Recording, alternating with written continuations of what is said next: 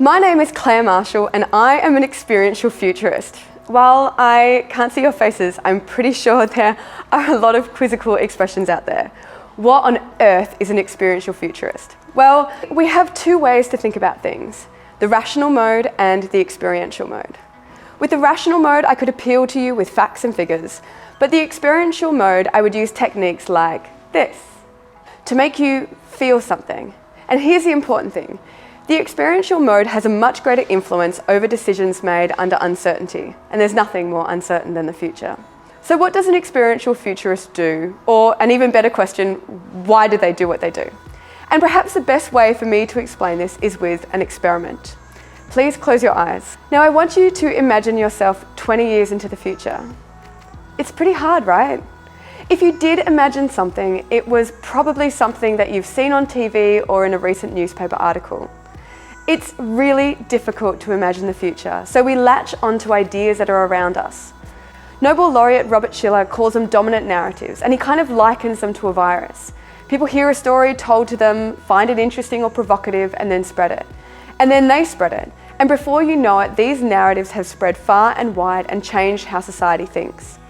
My process as an experiential futurist starts with defining these dominant narratives and designing something to counter that. Maybe tell a new story, or maybe just say, hey, this is a story. Let me give you an example.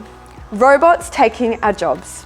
It's a narrative that still acts as clickbait, but really this narrative began over 200 years ago. Of course, it's mutated a few times, but extensively this narrative of humans and robots competing with each other for the same jobs has come back again and again.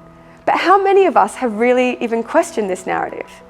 In 2018, the then CEO of CSIRO begged in an article in the Australian Financial Review, we need to drop the robots are taking our job mindset because it's actually doing harm to research where robots can really help. So how do we counter this narrative? What if the new narrative was one where humans didn't compete with robots and instead thought of them as collaborators, maybe even friends? In 2017, Joy Suleiman, the Learning Space Coordinator at the Connection in Rhodes, wanted an event that would bring people together to have a conversation about the future of humans and robots. I planned an educational workshop series, a panel event, but the jewel in the crown of the day was the Human-Robot Friendship Ball, where everyday people would come and get the chance to meet a range of different robots and most importantly, have a dance with them. There is nothing quite like watching 100 people and robots doing the Macarena together. Dancing is easy, but what about when the narrative is megatrends and an understanding of concepts like participatory democracy and technology such as blockchain? In September 2017, Reece Proudfoot, the innovation strategist for WWF Australia, was organising a Future Cities-focused hackathon. Reece came wanting to create a visioning experience that would both educate and inspire the hackathon participants. They needed to understand megatrends, but they also needed to feel inspired enough to tap into their own ideas for the future. I knew the power of audio from my TV days, so I designed an audio tour of the future. Participants with their headphones in would follow a loop around the streets of Sydney, looking at landmarks and hearing a history of the future. One loop as a utopia and one as a dystopia. So I knew I'd use some tricks like music and poetic language, but it surprised even me when one day I saw two women who had done the tour weeping.